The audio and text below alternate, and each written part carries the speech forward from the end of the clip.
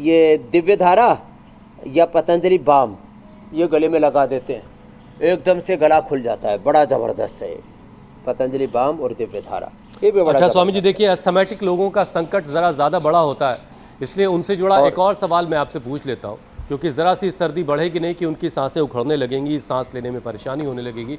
तो स्वामी जी, क्या उनके लिए कुछ अलग से कोई ख़ास योग है, कोई और ऐसा उपाय जिसको वो अपना करके इन सर्दियों में अच्छे से अपनी ज़िंदगी को गुजार सकते हैं और बिल्कुल नॉर्मल रह सकते हैं?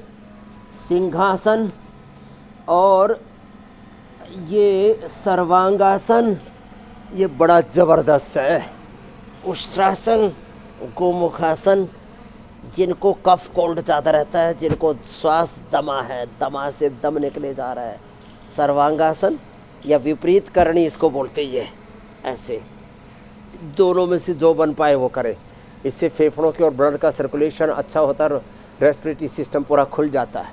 ऐसे ही ये बहुत अच्छा है मत्स्यासन, पद्मासन में लेट करके गर्दन को पीछे मोड़ करके पैर के अंगूठे पकड़ के कोहनी ज़मीन पे टिका के, ऐसे ही है। जिनसे बन पाए वो ऐसे ये भी कर ले। चक्रासन, उष्ट्रासन, और एक आसन में भस्त्रिका थोड़ी देर बने रहना। उष्ट्रासन, गोमुखासन, दोनों तरफ से, ये ऐसे भी और ऐसे भी, क्यों। और ये सिंहासन, ये बड़ा जोरदार है। और ये